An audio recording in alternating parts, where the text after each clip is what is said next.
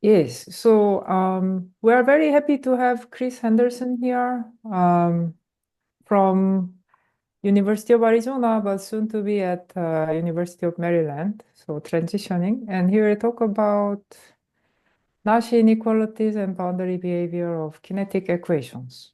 So Chris, go ahead. Thanks, everyone. Thanks for the invitation. Thanks to all the organizers, the whole group of you. So this is fun.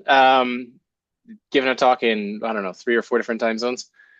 So I am going to talk about some regularity questions with kinetic equations. This is joint. Oh, somehow it got cut off. So let me zoom out a little. Here we go. So I saw Weinan is here. So this is joint with Weinan Wang, who was a postdoc at Arizona for a little while, and now is at the University of Oklahoma.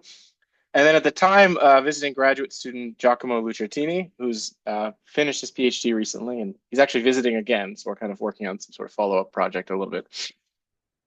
And so let me just jump into it instead of us staring at the title slide any longer. So I want to look at a very basic setting and just get some kind of precise understanding of what's going on. So this is the very linear, very homogeneous equation that I'm going to look at. So I have essentially transport on one side.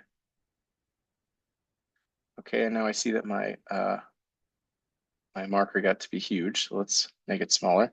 I have transport on one side and I have diffusion on the other. And I want you to think of F as being kind of like a density of particles. So in this case, each particle has two attributes that we want to pay attention to. It's going to have a physical location, and it's going to have a velocity. All right. So the velocities diffuse. Kind of as you go forward in time, imagine you have a sort of gas, and all of your particles are colliding like crazy. And so what happens is their velocities get rearranged. So we're just going to model that as a sort of diffusion to do something simple. And then how do you move through physical space? You're going to move by transport. If you have a velocity, you should move through space by that velocity, according to that velocity. We'll start from some initial data that we can put some requirements on later. And then what I really care about in this talk is understanding what happens with the boundary. So let's draw a picture. So I'm going to look on the half space, okay? And I'm going to draw all my pictures in 1D. And anytime I write anything down, I'll do it in 1D, mostly out of laziness. The dimension plays essentially no role in this argument. So actually, let me do something a little sillier. Let's just cross that out.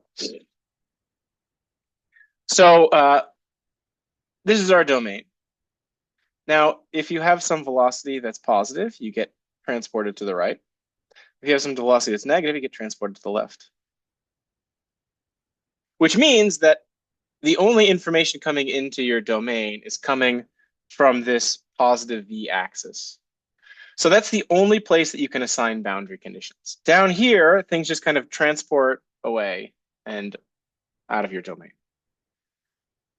So what we'll do is we'll just assign on this portion of the domain, which I'll just call the sort of boundary, the kinetic boundary of the half space. We're just going to take F to be 0. And then my question is going to be about sort of what the behavior of my function looks like sort of near that boundary.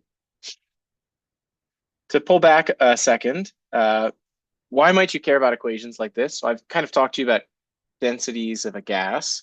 So here you should kind of think of the Landau and Boltzmann equations.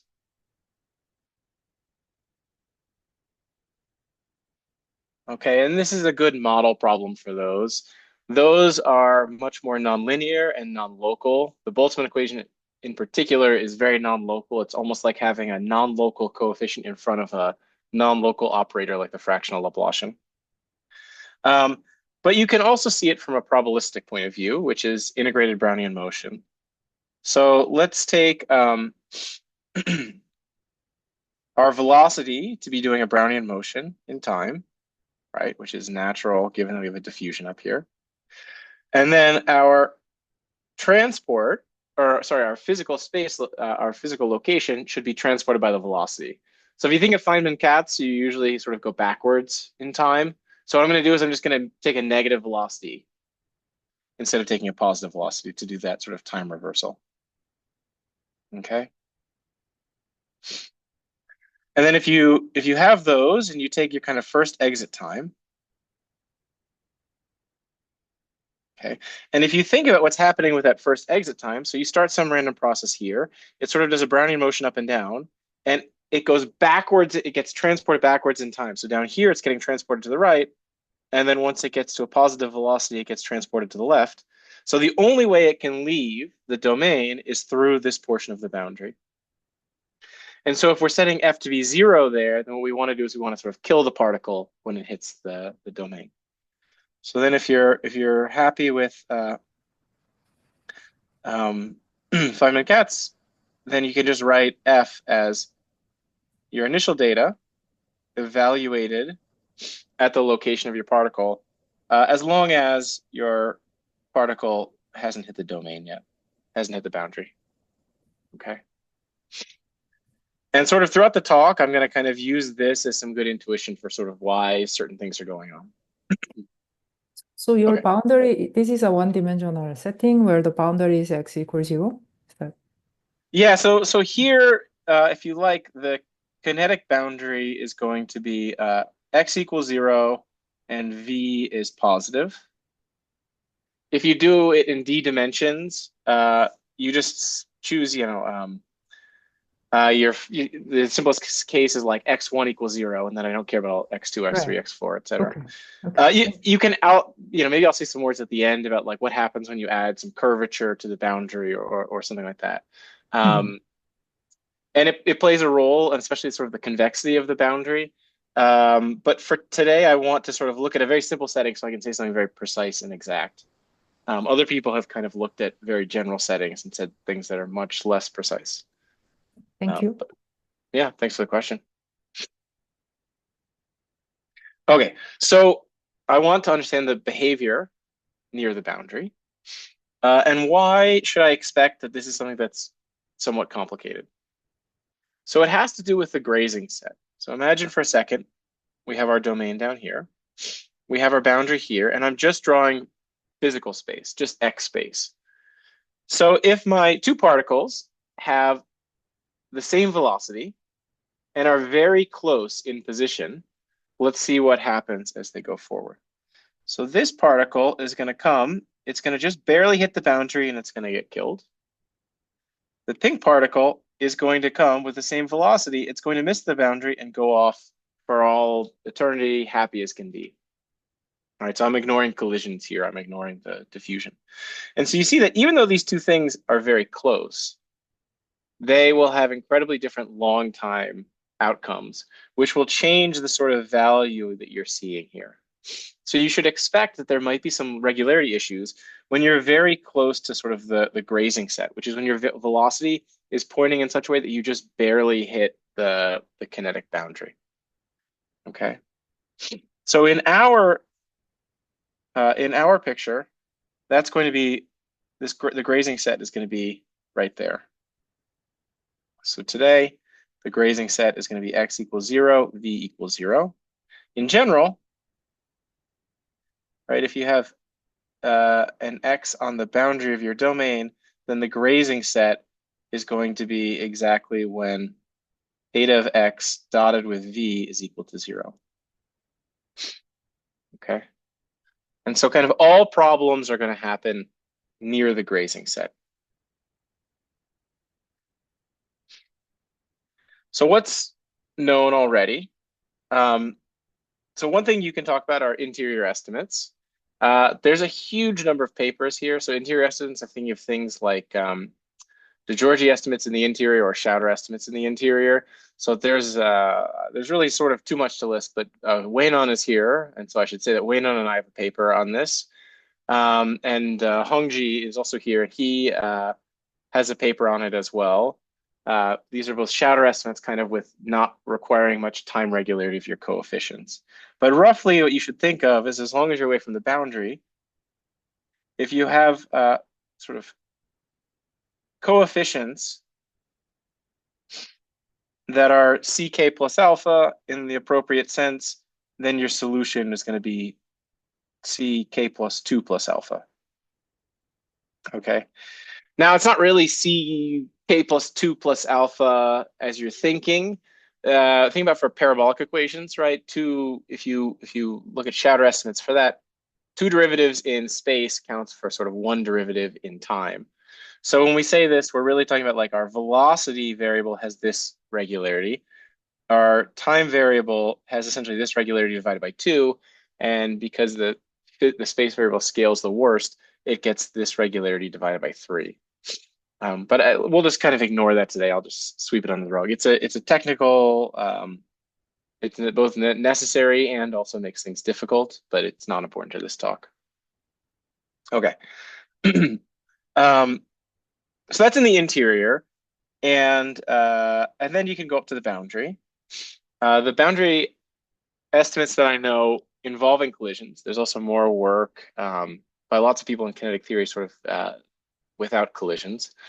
Are the De Giorgi type estimates by Louis Silvestre and Yujie Zhu. And even though Yujie is now a postdoc of Louis, this was before he was a postdoc. So these are two separate papers. And basically what they do is they say, okay, well, there exists some alpha that depends on bounds on the coefficients in some really implicit way, such that your function f is going to be C alpha up to the boundary. So alpha is totally implicit. You basically can't say anything about what it is. But another interesting thing that's going to motivate us today is Luis noticed that if you're away from the grazing set, so let me make sure I attribute it to him. So if you're away from the grazing set, then your function will be bounded by the distance to the grazing set to the power k for any k. So what it's saying is you vanish at infinite order, right? You don't think of the opposite for parabolic equations where you have a kind of Hopf lemma that says you come off linearly. This is saying the complete opposite. You sort of decay really quickly. The intuition for this is kind of the following. Let's say you start here, okay? And you look at your random process. Your random process has a positive velocity, so backwards in time, it's going to get slammed into the boundary. And in order to not do that, what it needs to do is make an incredibly large jump all the way to the negative velocities in a very small amount of time. And that is going to be sort of exponentially unlikely. It's a sort of large deviations type estimate. And so that's why you should have this kind of decay to the boundary. Sorry. So on the boundary, isn't f equals 0? So I'm a little confused. So the domain for TXV there, is it for all domain? So I'm just wondering why, like, grazing set is just x equals 0 Oh, and I'm sorry. You're right. Distance to the boundary, not to the grazing set. Oh, yeah, okay, right. Okay, thank you. Let's say this. Yes, thank you so much. No, I wrote the exact wrong thing. Yeah. So away from the grazing set, you decay very quickly as you approach the boundary. There's in the homogeneous case, there's a paper by Wang, Zhang, and Velázquez, and they kind of use comparison principle arguments. And what they show is that up to the boundary, you get f to be in c 1/2 in velocity minus epsilon, or c 1/6 minus epsilon in x for all epsilon. Okay. So today what I would like to do is I would like to look at these results and kind of make things precise. So the first observation that we want to make is that this kind of scales nicely. So you only care about liftoff. When I say liftoff, what I mean are sort of estimates kind of, of this form that are just about how fast f grows from the boundary. Another way of sort of drawing a picture is if you look at a solution, right? You could have that your solution lifts off nicely like this, or you could have that it lifts off and has some crazy wiggles, right? And the crazy wiggles could cause problems with the irregularity. But what I'm saying is that essentially, because of the Schauder estimates, you don't have to worry about the wiggles. They don't appear. You just care about sort of what's happening right here, just how you grow, how you come off of zero. Okay. So then the sort of goal today is to kind of take these two results and kind of make them more precise. Okay. So to get rid of this epsilon, to figure out exactly what this behavior is near the boundary, and sort of what quantities all these things depend on. All right. So the first thing you might want to do is understand if the asymptotics here are correct, right? So remember, Silvestre and Zhu just found some C alpha. So you could say, well, okay, maybe maybe they're not getting as good of a value as possible. Maybe something you can expect something better. So what they find, going back actually to a paper by probabilists who are looking at this integrated Brownian motion, is that there exists a steady state.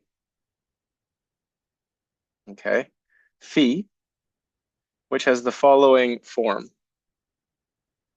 So let me actually change colors so I don't crowd the colors up here. And it depends on whether you are, what the relationship between x and v cubed is. So let's draw our v cubed curve. If you're in this regime up here, which is where we expect you to decay at infinite order, then what you're going to look like is x over v to the 5 halves, e to the minus v cubed over 9x. And so you see that up here, you have exponential decay as x goes to 0, right? And so you have very quick decay to the boundary.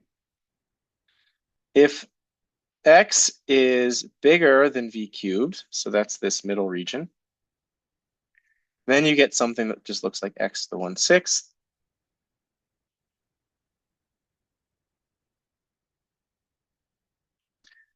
And if x is less than negative v cubed, which is down here, you're going to get root v. So kind of immediately see the 1/6 is the best you can hope for, and 1/2 is the best you can hope for. Okay. But it's also sharp, right? This is exactly 1/2. It's not 1/2 maybe with some crazy log factor or something like that. Okay. So so how do you get started?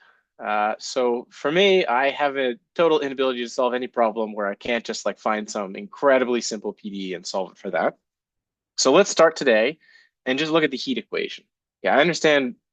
Okay, I don't want to say I understand everything about the heat equation because who knows, but I feel like I understand the heat equation pretty well. So I can't prove this for the heat equation, then I have no hope for it, kinetic Fokker-Plonk. So let's take the heat equation, and we want to have a kind of boundary there. So let's just take, when x equals 0, let's take our solution to take the value 0. So, have this kind of picture in mind. And then ask, okay, what's the behavior of u near the origin? And it turns out that what you can prove is using only sort of an L1 condition at time 0, you have a factor in front that looks like x over t to the 3 halves. Okay. So how do you do this? So the main lemma is what I'm going to call today a sort of boundary Nash inequality. So so it's some way of relating the L2 norm to a weighted L1 norm and the H1 norm. So the normal Nash inequality is on the whole space and without this x. So let's write down the standard Nash inequality. So the standard Nash inequality is just going to be, let's pretend we can do it on this domain. It would be the integral of u squared dx is going to be less than or equal to the integral of u dx. There's some power that I can never remember, so I'll cheat and look. It's 4/3. This is why I'm always on the Sobolev inequality Wikipedia page to remember the powers here. I mean, you can get them by scaling, but okay, who has time for that? All right, and then another 1/3. So this should be ux, excuse me. All right. So this is the standard Nash inequality. And now let's play a sort of standard game, which is that, all right, what do we want? We want this x to show up. So what can we do? Let's take this domain and let's just get away from the origin. So we put root r's everywhere. And then here we can sneak in an x over root r. Okay. So kind of what we're doing is we're saying, all right, if we're far away from the boundary, let's use the Nash inequality. The Nash inequality is something that you typically use for sort of whole space parabolic equations. So if we choose r in our minds to kind of be like t, and we say, well, listen, if we're root t away from the boundary, we can just kind of pretend that this is the whole space and we don't see the boundary at all. On the other hand, near the boundary, you want to sort of feel the effect of the boundary. And what's the functional inequality used to feel the effect of the boundary? It's the Poincare inequality, right? This is how you get kind of exponential decay. So in that case, what do you say? Well, you say, okay, if I integrate from 0 to root r, u squared, and I have 0 at the boundary, then I can kind of do a silly, easy fundamental theorem of calculus computation to say, well, this is going to be bounded by the H1 norm on the sort of same domain-ish with a prefactor of r. So now we have an r here, we have a 1 over root r here, and then we just kind of optimize an r. Okay, and then you're finished. And the kind of crucial idea is that x is kind of a steady solution. We'll see. And that is large when your distance root r from the boundary. And this is going to be like root t. Okay. So that's what we want to keep in mind. All right, so now we have our Nash inequality, and now let's see how we get our theorem. So the first thing that we notice is that x is a steady solution to a self-adjoint problem, so it gives us a conserved quantity, that this sort of weighted L1 norm is constant in time. All right. Then you write down an energy inequality. So here, let's write that down. So conservation, conserved quantity. And really, you should think of a conserved quantity as a sort of steady solution to the adjoint equation. All right. Then you write down your energy inequality, equality, I don't know. Okay. Which has a good sign. So you say, well, the L2 norm and its time derivative is related to the H1 norm. And now what can I do here? Well, here, this is the H1 norm. And from our Nash inequality, we know that the H1 norm can be bounded from below by the L2 norm up to this extra L1 thing, but that's constant in time. So after we apply our boundary Nash, we get something like this, where we have a constant term and then just our L2 term. And you can kind of think of that as being an equation like following. Well, this is an ODE. I can solve ODEs. And so what you get is that the L2 norm will decay like 1 over t to the 3/4. All right, it's not quite the same thing. And this is the L2 norm, not the L1 norm. But then there's some nice trickery that you can do. So let me put boundary Nash down here as our last ingredient. And then the rest is, there's not really ingredients. It's just sort of doing standard stuff.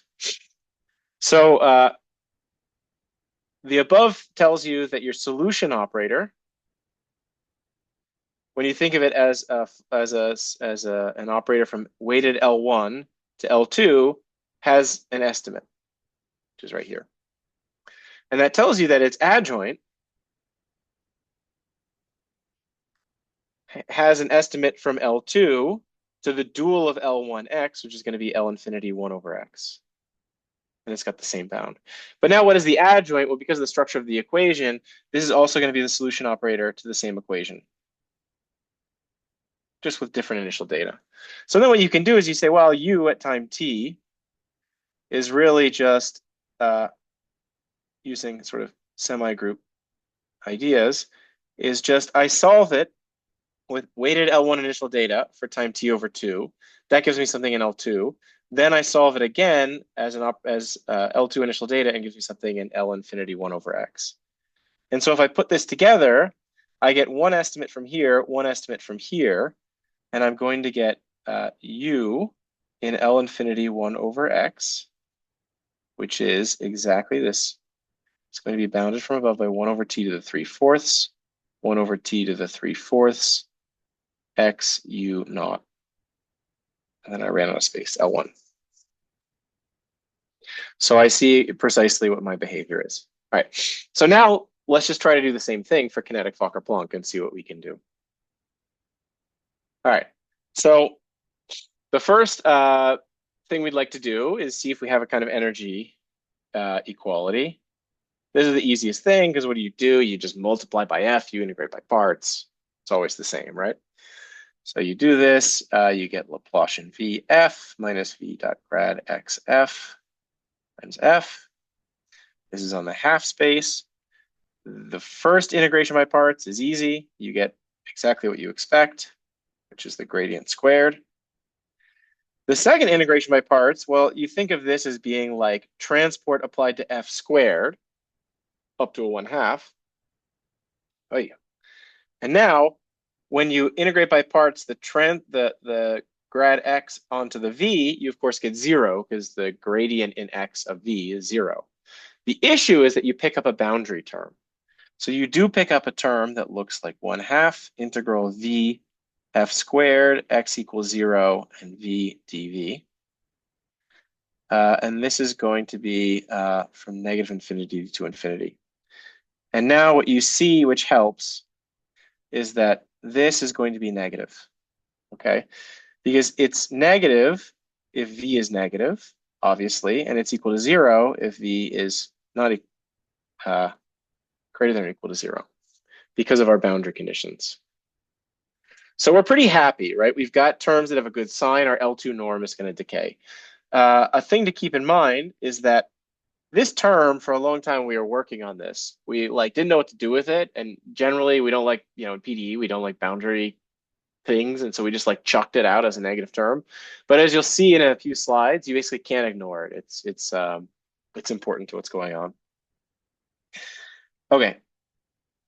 So we have our energy equality. Now we look for conserved quantity. Conserved quantity is going to be a steady state to the adjoint equation. The adjoint equation is easy, right? The Laplacian is self-adjoint, or at least symmetric. And then transport is anti-symmetric, so you have to put a minus sign. But then what you notice is that, let's just define a new function, phi star xv, which is our old phi x negative v, where this is our steady solution from a few slides ago.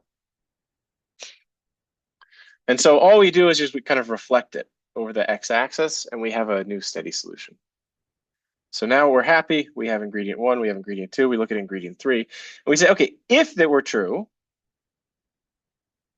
then after doing all the arguments from the other slide, we should get something like v star f naught dxv squared over t to some power. So actually you can chase down that power just by scaling. It's going to be 2d plus 1, I think, but don't hold me to that.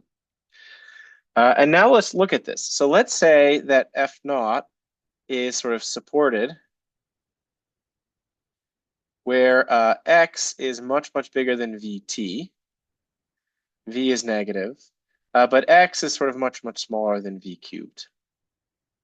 Okay, so here I'm going to draw this, I'm going to draw that, and I'm thinking of this region down here. So if you remember what phi looks like, we know that below this line, phi is exponentially small. Okay. And so what does that tell you? That tells you that this term will be sort of exponentially small, at least in whatever parameter is giving you these less thans. Okay. On the other hand, the L2 norm, as you go forward in time, it's not really going to do much, right? It might decay algebraically, but you're pretty far away from the boundary, so you're not really going to feel anything from either of the boundaries. And so the left-hand side will be order 1. So there's no hope of having an inequality that's sort of order 1 on the left, or at least algebraically decaying at most in time on the left, versus something that's exponentially small on the right. So this can't possibly be true.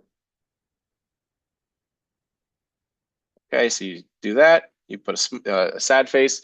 And then you spend like a long time in denial, just trying to, bash it into existence, sort of functional inequality. But eventually you realize there's something physical going on here. And it's essentially what I talked about on the last slide. Your random process is sort of situated in such a way that you basically never experience the boundary.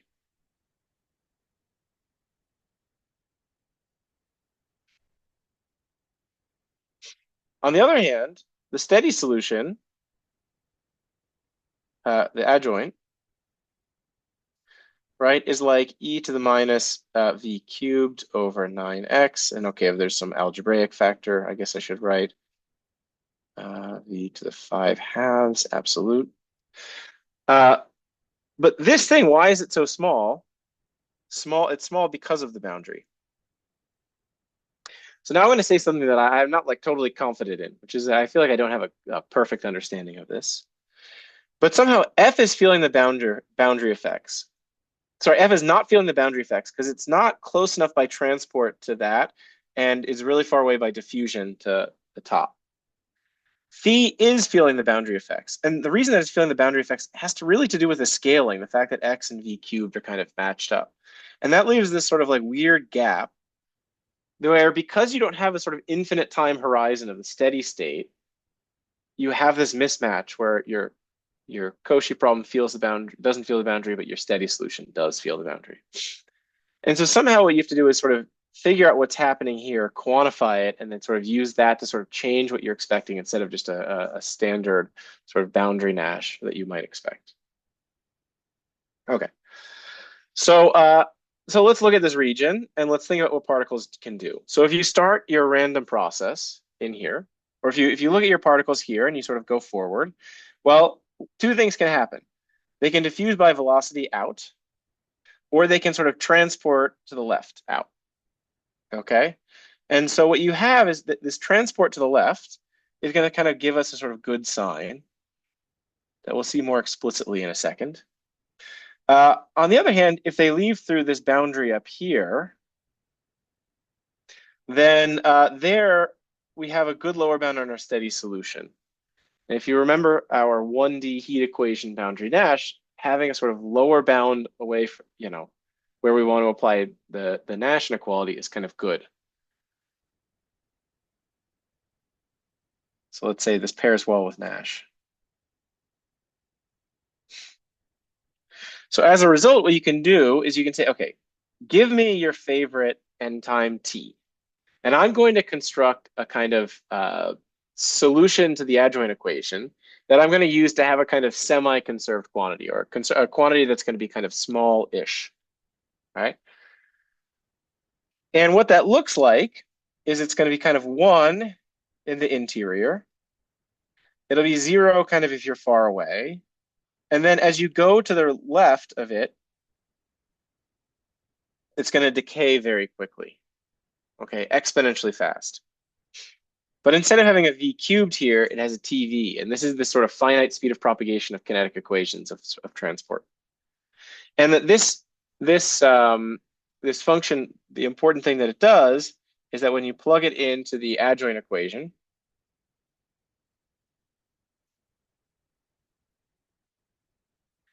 it's small. It doesn't quite have the good sign. It has the good sign actually here, just not up here. And so what you end up getting is that you can bound it above by phi star over t to the 5/4. And so what this tells you is that, okay, if you take the time derivative, let's say the s derivative of mu star t x v f of s x v, then what you're going to get is you're going to get something that looks like phi star f over t to the 5/4. But this is conserved, so we can put an f naught there. And so this gives you some kind of bound that looks like mu t star f at time t dx dv, which is the amount of mass that's in the isolated region at time t, will be bounded by whatever was there initially, plus a good factor with a phi star f naught in there. And let me say I wrote the wrong power. This should be 1/4, right? Because this is constant in time, you integrate it from 0 to t, so you pick up another t that kills the 5 and makes it a 1. Okay, so now we have a good understanding of what's going on in the isolated region.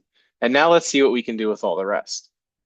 So the first thing is you say, okay, well, what's the effect of the boundary? There you want to kind of Poincare inequality. Poincare just means you give me a distance to the boundary in the appropriate sense, and I gave you some relation between the appropriate H1 and L2. So here you have to think about what you really mean by distance and also what you mean by the appropriate H1 norm. So for this, what we do is we basically just use the kind of functional framework that was set up by Albritton, Armstrong, Novak, and Murat. So they do it on bounded domains. You have to change things a little bit, but it's not terrible. And then what you get is something that looks like if you're on the Poincare region, which is the stuff that's distance root t to the boundary, that the L2 norm will be bounded by the sort of H1 norm. And I'm not going to get into what this is, but it's essentially the H1 norm in V, and then for the transport operator, you have to do something sort of a little bit more sophisticated. And how do you do that? You do the usual thing. You start from the boundary and use the fundamental theorem of calculus to kind of choose a good path to get to whatever point you're going to go. You're going to, and that comes always with a weight, which is a t. And that t, remember we had r before. I told you r is like t. It's the same thing. The reason that you don't get any extra terms is because you're 0 on the boundary. But now, of course, that's not the only place where you feel something from the boundary. You have this outgoing region, which are all the particles that just get zoomed off of the page. And so there, you're going to get a similar type of estimate.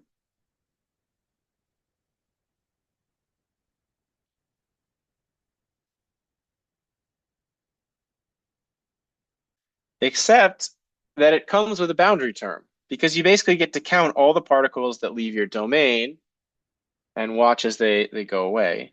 And what you get for that is t integral v, let's do a minus sign, I guess, squared at x equals 0 v dv.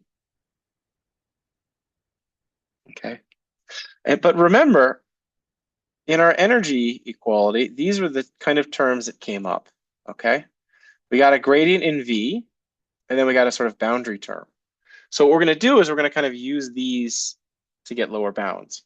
So now we have lower bounds on the L2 norm in the outgoing region. We have a lower bound, of the H1 norm in the outgoing region. We have it on the Poincare region, and now we need to do it sort of in the interior. So I'm going to call this blue region the sort of Nash region. That's where the Nash inequality works, and also you have a good lower bound on phi star. So in this case, what you do is you do your favorite Nash proof. In our case, we did some kind of interpolation. You get, now in the Nash we saw before, there was sort of a product of these terms with good exponents. But if you do the right Young's inequality, you're going to get something that looks like this. And so what we see is that, okay, if you go on the combination of these two domains, you can connect the L2 norm with the H1 norm and the L1 norm, which is exactly what we want out of a Nash inequality. Now the game is going to be sneaking that phi star in, right? What we'd like to do is say, oh, well, in here, there should be phi star over some power of t. But we know that's not going to be true because we know in the isolated region, there's no hope for that. So what we do is we just say, well, okay, if you look at this term, that'll be less than, okay, on the Nash region, you'll get phi star over t to the 1/4, I believe. Yeah, f. And then, of course, you can make that f naught because it's a conserved quantity. And the other region, you can use mu star f. And we have a good bound on here. So now let's put all this together and see what we get. Okay. We're sort of at the end of the tunnel. So if you feel like you're dragging because this is like too many estimates, we're basically done with the estimates, and we get to do the fun part of math, which is like it all sort of fits together perfectly. So let's see how that goes. So you take your energy equality. Now, before we had a grad V of F here in L2, that's good enough to replace it with the sort of H1 kinetic norm. And then here I notice I'm missing a square. Sorry about that. And now you say, okay, we want a lower bound on this without the with the absolute value on the outside.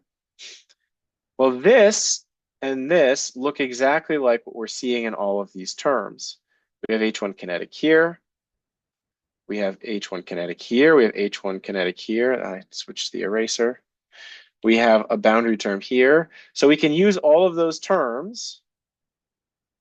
And up to a 1 over t, we get our L2 norm on the entire half space. The penalty we have to pay is these two terms here, which come with the wrong sign. So this is a 1 over t with a minus. These are positive. But the benefit that we have here is that these terms are very small. Right? It comes with a good power of t. And now if you sit here and you stare at these things, you say, listen, this thing is going to be decreasing unless these terms balance. And when do these terms balance? These terms balance precisely when we get something like f squared is less than 1 over t to the 5 halves integral phi star f naught and 1 over t squared mu star f naught.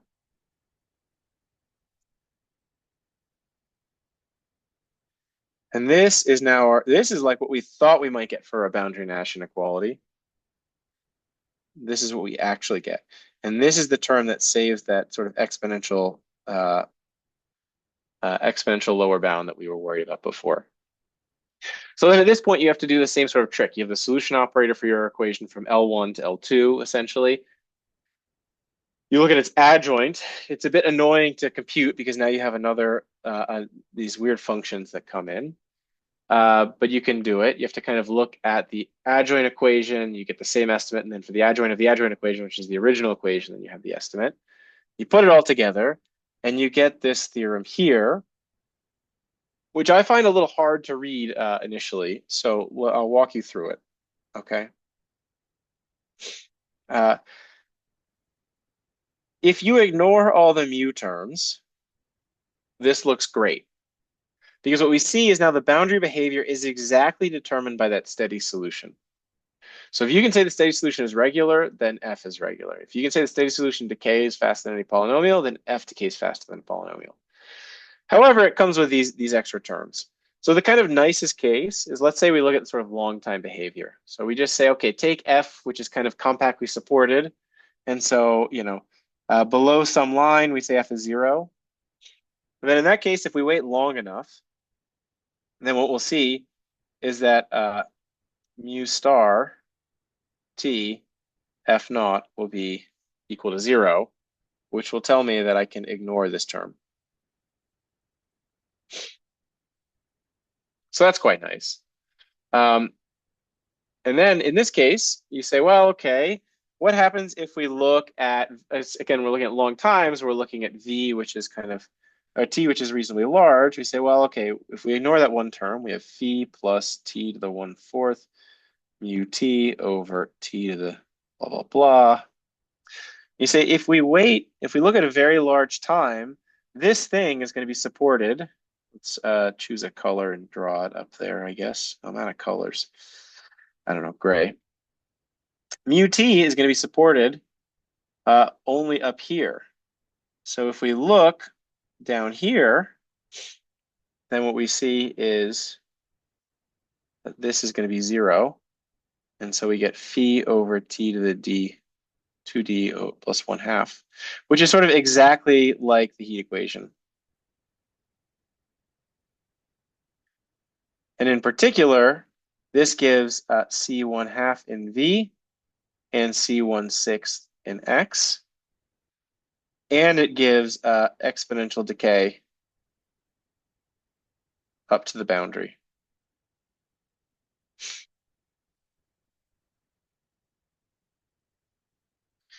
If you don't look at that special case, you don't look at large times, it's still a perfectly nice result. I think it's sharp, I believe, which is that as you take v positive, you take x to 0, then you see the exponential decay of the steady solution, which you like, and then you get this extra factor, but this still decays exponentially as you go up to the boundary, right? But it does depend on time, and you should expect some kind of transient dynamic, so that's not really surprising. So this is the kind of the fast decay towards the boundary, away from the grazing set. If you insist on going towards the grazing set, then you will get to the region where mu t is going to be 0. You'll get some kind of weight, but you just see the behavior of phi, which means you either see x decaying like x to the 1/6 or f decaying like x to the 1/6, or you see it decaying like root v. Down here, you have no control, but that's life, and that's what happens with kinetic equations. Okay, so let me say my last sort of pitch, which is that most of the stuff that I did here wasn't very particular to this exact form of the equation. It wasn't very particular to having the half space. It wasn't very particular to having constant coefficients. If this is in divergence form, or you add extra terms. Oh, so, okay, the easiest thing is you add extra terms, and then that just changes time decay to maybe growth, which is physical. If you change this to divergence form, then all of the main steps go through. The only problem is finding the steady state. If you change away from the half space to a different domain, it's going to be the exact same thing. Everything goes through as long as your domain is, say, reasonably regular near the boundary, except you don't know if you have a steady solution. And so the game is basically you find one good solution, and then you get that all solutions are good or have the same behavior. So Now, finding this mu is not a problem? the mu is more a statement just about what transport is doing. It's like the reason you have, if you take e to the minus some constant tv over x, you'll see that like this kind of has nice behavior. These things kind of have nice behavior. So it might change like a constant that you have to put in there, but it's really just about the relationship of transport. Oh. So that one I'm not worried about. But constructing the solution is trickier. The thing that I will say is that it's not actually that important to have a steady solution. As long as your solution kind of grows at a reasonable rate, you can always kind of plug it in, and it might change the sort of time decay that you get here into a growth or a different factor, but you'll still get the same regularity. So it's really kind of a sort of a generic construction.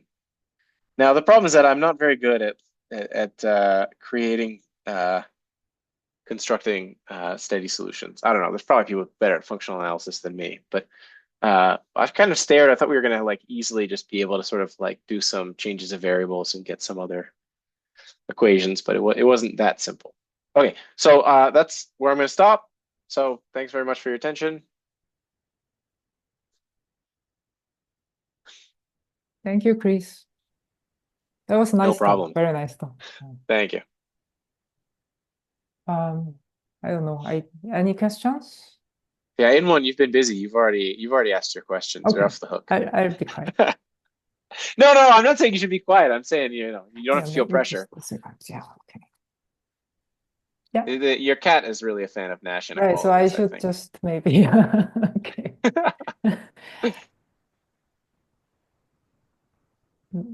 Um, so I was so is this the standard way to, I don't really know much about the kinetic equation in general, but dividing regions like this, is this standard way to look at the boundary regularity?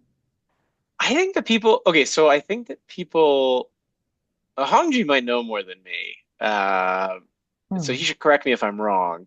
But I think people didn't really look at kinetic regularity until somewhat recently. There's an Italian group that's been doing stuff related to like ultra parabolic equations for like 20 or 30 years. I don't think that they did anything boundary related.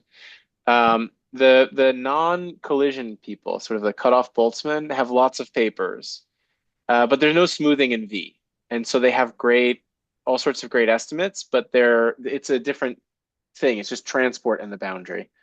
Um, I think that the focus, I'm scared because we're being recorded, and now I'm sure we'll get millions of views on YouTube, and people will tell me that I'm totally wrong. But I don't think that there's been a huge amount of work on boundary regularity until recently. So I think it's not that there's a standard way. Now, the thing I'm more worried about is that the people who know more about like parabolic and elliptic regularity have some tricks that I don't know. I talked to Luis a little bit about this, but I don't. So I feel okay with what we did, but I'm always worried that there's like some paper by Krylov from like 40 years ago written in Russian that actually has some great technique that we just don't know. And also you remember you mentioned this result of C1 half minus epsilon and C1 6 minus epsilon or something. Yeah. Is that for more general class of problems or No, they no? do well. So they have two papers. Uh, the authors slightly change in the second paper. I think Velázquez is not an author, but then they have someone else. Weinan might remember. The They do in one of the papers they do look at domains where I think in the second paper they look at sort of smooth enough domains, and then they sort of do some kind of change of variables to the half space, and then they're able to kind of construct their same sub and super solutions. But it's incredibly complicated because the transport doesn't interact so nicely with the diffusion. So when you change variables, things get awful really quickly. And their super solutions are constructed using special functions. And sort of anytime you're looking at special functions, you're like really deep in the woods, right? I don't know. The less you open Abramovitz and Stigun, it's like the better your life is. So they do some like very cool stuff. It's very complicated, but their general domains construction is essentially a perturbation off of their half space construction. So things get way worse, but I think it's like with most PDEs. You feel like if you can do the half space, then you can kind of do at least a domain that's smooth enough. Yeah. What I'm sort of interested in is like you put coefficients in there that aren't very regular, and you say only C alpha for some small alpha, and you say, okay, given that my coefficients or my domain is only C alpha or something like that, like how bad does that change my boundary regularity? If alpha is very small, I shouldn't expect C1 half, C1 6. I should expect something worse. So what is the interplay between the regularity of your boundary or your coefficients and the regularity of your solution near the boundary? But I don't really know how to get started on that. It's just sort of a dream problem. Anyone else? Maybe just one question because you mentioned about the worsening of the regularity of the coefficients. Is there sort of, I'm not aware of that, but is there any work with just measurable coefficient if you have the diffusion term? I'm not even sure if it makes sense, but Yeah. So if you are looking at divergence form, the papers by Luis and Yuzhe Zhu do like a de Giorgi type estimate. So there you just have measurable bounded coefficients. So L infinity, right bounded above and below. Um, and there you work with sort of weak solutions in this kind of like H1 kinetic. So things are a little bit weird, but not terrible. One of the big problems that Luis has always told me he like tried a lot and wasn't able to do it, and now has been trying to sell other people on is a kind of like Krylov-Safonov theorem for non-divergence form equations. So there's a kind of like ABP type step to the Krylov-Safonov theory, and I think this is the bottleneck, is that you don't really know what to do for that. Because somehow you want to think of transport as like a time type operator. And when you do Krylov-Safonov for elliptic equations, you do some kind of like touching by like some convex envelope or something like that, and then For parabolic equations, you can kind of do something like that, but your sort of envelopes sort of move in time, but there's a sort of preferred forward direction. But transport kind of moves in all directions in different ways all at the same time, and it's not one dimensional. So it's not really clear what to do. So I think there's a lot of work to be done in the super irregular case, especially the kind of like viscosity solutions case that you might be thinking of given your background. But I think, I mean, people should work on it. I don't want to dissuade people, but sometimes I'm like, wow, if Luis is stuck, then like, what is a mere mortal like me? What chance do I have? So as a postdoc and I had more time and didn't have kids, I thought about it for a while. I got kind of stuck the same place as Luis did, and then put it away since then. Great answer. Thank you. Yeah, thanks for the question.